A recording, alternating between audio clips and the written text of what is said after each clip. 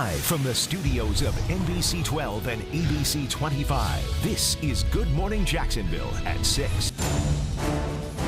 After 4 disappointing seasons, Gus Bradley is out. Shad Khan gave us an early Christmas present. I'm happy. No sugarcoating how bad the Jags' record of 2-12 is, as well as a record 9 straight losses. Fans are ready to scrap this season and start all over. It's hard going to the games every week when they're home and watching losses.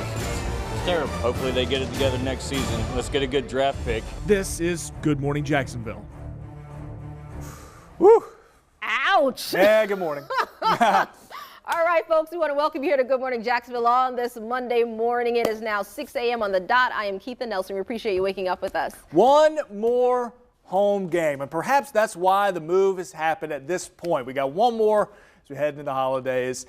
Gus Bradley gone, the future of the Jags up in the air for sure. That's right. And this morning we've got live team coverage with a look back at how the team got here and what's next. Plus, we're going to get reaction from the fans, and they're kind of brutal. But first, very, very big story of our morning.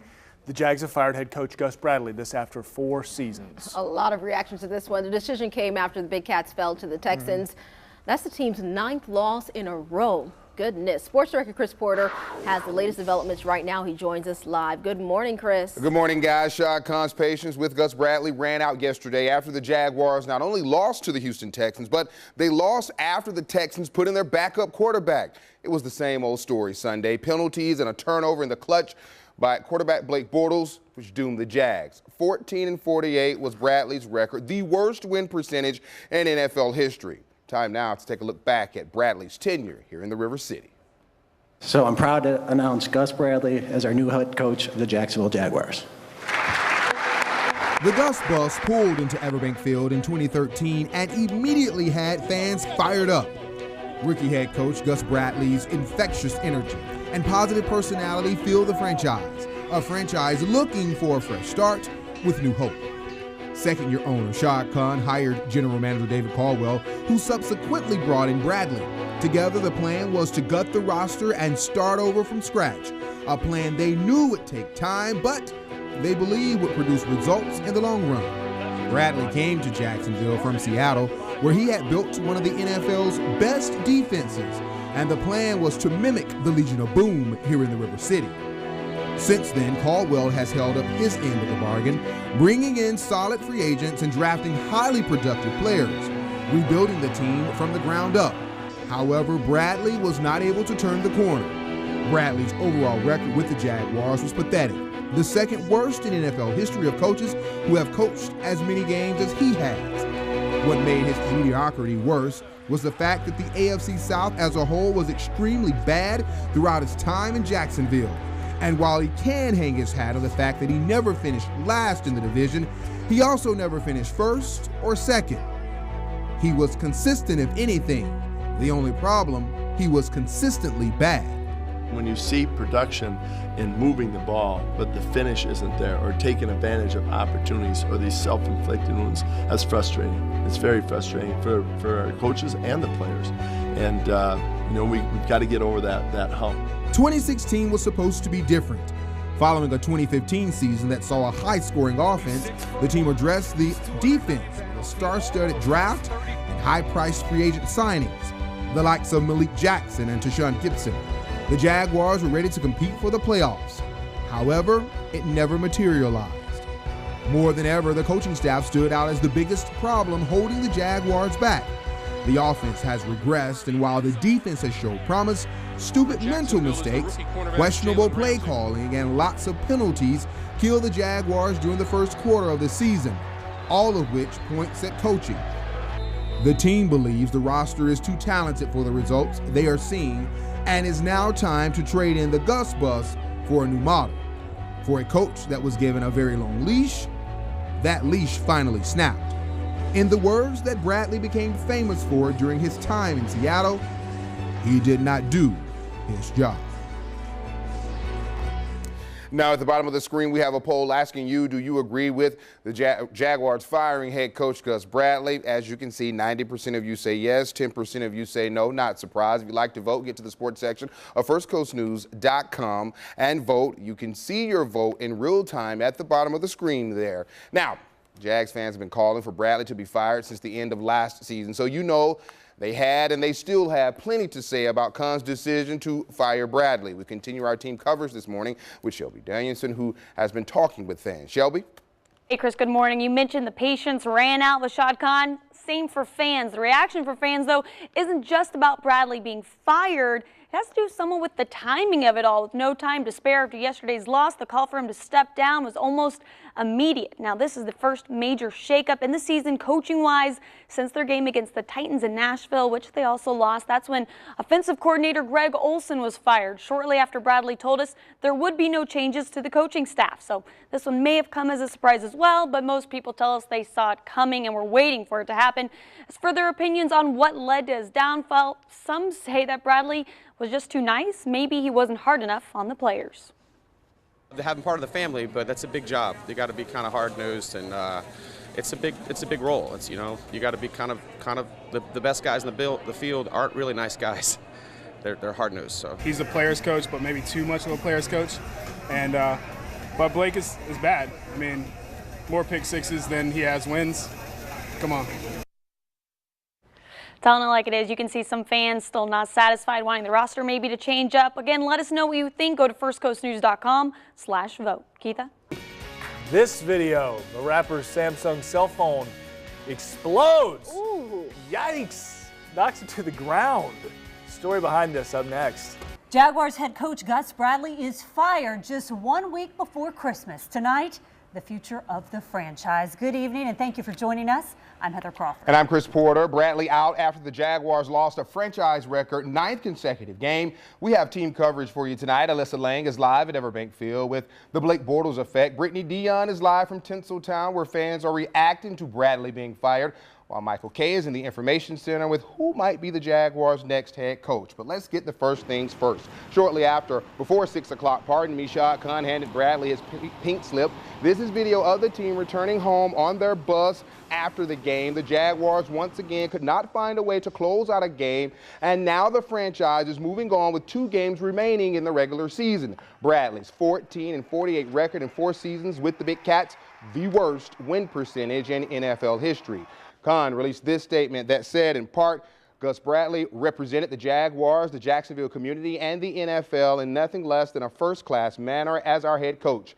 That counts for a lot. It is unfortunately evident that we must make a change. I thought it would be best to do it immediately after today's result so Gus can step away, relax, and regroup with his family during the Christmas and holiday season. Now that we know the Gus bus is pulling out of town, let's take a look at Bradley's tenure here in the River City.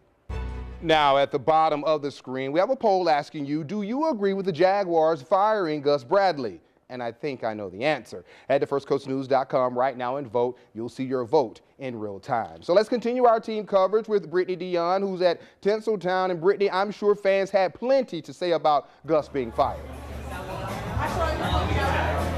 Chris, Jags fans have a lot to say. This is certainly the talk of the town tonight, Gus Bradley being terminated. We've been speaking to fans here at the Mellow Mushroom in Tinseltown. I spoke to one fan who said that Shad Khan made his entire week. Christmas certainly came early.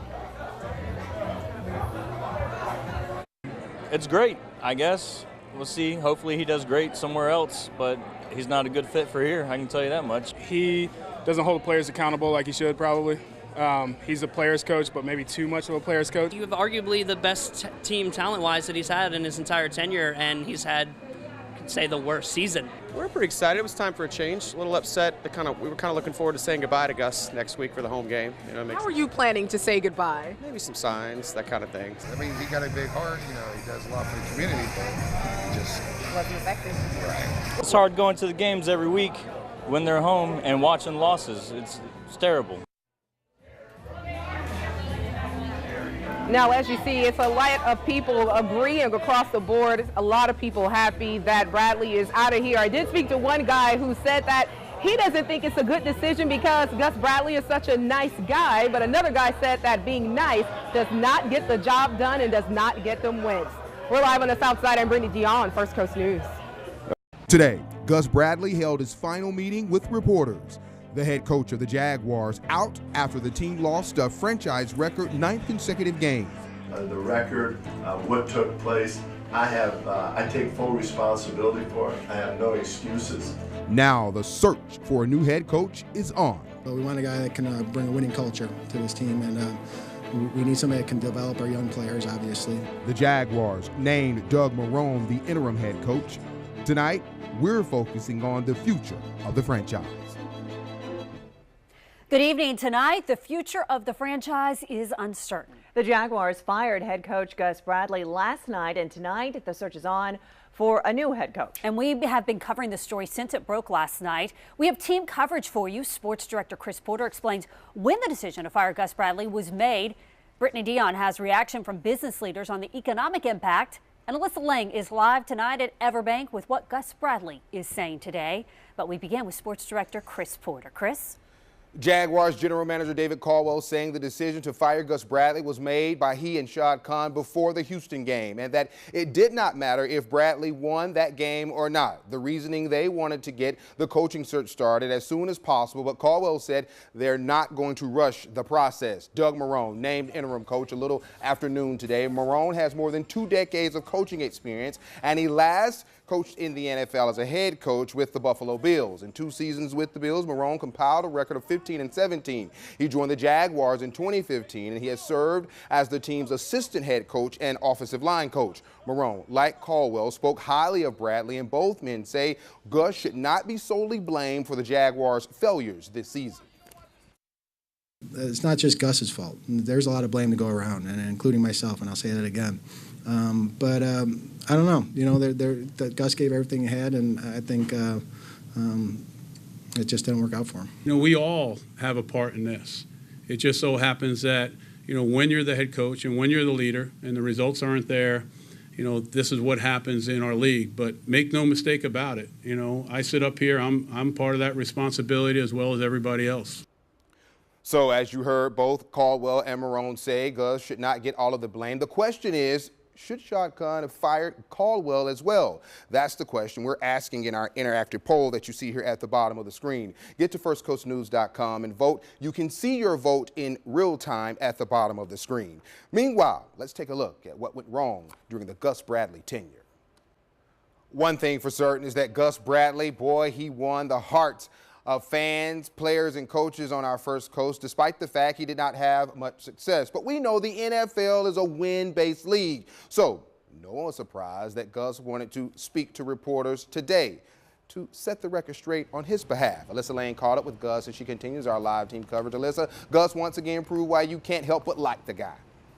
Yeah, Chris, Gus is just such a likable guy, and he demonstrated that once again this morning, even though he had just been less than a day after being fired, still laughing with the media, meeting with us on his own accord. It was his choice. And while you said that Doug Marrone and Dave Caldwell didn't necessarily blame Gus for the failures here at the Jags organization, Gus Bradley took it upon himself yet again today. And that was something that you've seen him do all season, even taking credit for Blake's bad play at times. Just one of those guys, again, you can't help but like. He'd never been fired from a job before, but like you said, less than a day after his firing, meeting with media to give one last thank you to the owner, to the players, to the fans, and even to us media. He said that Dave and the Khan family treated him great, but at the end of the day, 14-48 is not a good record, the worst in NFL coaching history, actually. And today, Gus said once again, it's all on him. You know, like I said, the record, what took place, I take full responsibility for it. I have no excuses. I have no misgivings. There's nothing that I look back at and say, you know what, would have, could have. I understand that NFL is a business and it's results orientated, and we didn't get it done. And as far as given the opportunity, and did Shad provide, he provided everything that we needed, and so did Dave. And coming up later at 5:30, Gus Bradley, even though he doesn't wear the hat of Jaguars head coach anymore, still has stuff to say about Blake Bortles. He supported him all season, but now that the gloves are off, does his opinion change? Hear from him coming up at 5:30. Alyssa Lane reporting live, and we look forward to it. When you win, the fans will come. When fans believe you can win, they'll come. We saw that the first 2 home games of the season when Jaguars fans still believe this could be a winning team. Brittany Dion continues our live team coverage as she looks into the effect the Jags' success or lack thereof is having on downtown businesses. Brittany.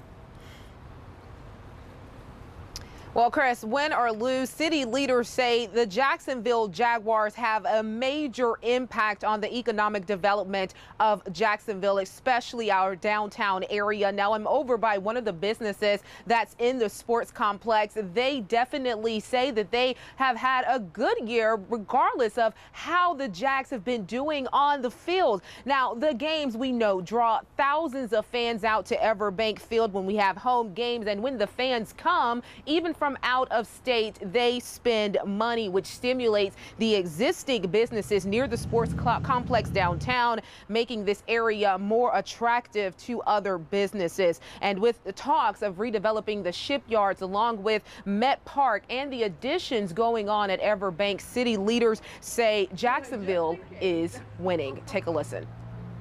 A lot of our identity is wrapped up in the Jaguars. When you go to other places and you say you're from Jacksonville, sometimes the first thing they think of is the Jaguars. And then in terms of downtown, as an anchor to that whole stadium complex, with a lot of new businesses like Intuition and otherwise coming up around that, not a lot of that is possible without the Jaguars. And of course, city leaders say there are still some challenges when they do lose those games. We'll talk more about that and hear from the owner of Jacksonville Sports Tavern coming up on First Coast News at 5:30. For now, we're live downtown. I'm Brittany Dion, First Coast News. Thank you, Brittany, and don't forget to vote in our interactive poll on firstcoastnews.com. As you can see, 80% of you are saying that David Caldwell should be fired, as well as Gus Bradley. Now, coming up tonight, all new at 5:30, we're continuing our live team coverage. Find out what Caldwell and Marone are saying about Blake Bortles' future as the Jaguars quarterback. Plus, Gus Bradley lends his thoughts on Bortles. Also, our team of analysts will be here to look into the positives and negatives for the candidates interested in becoming the Jaguars' next head coach. Heather?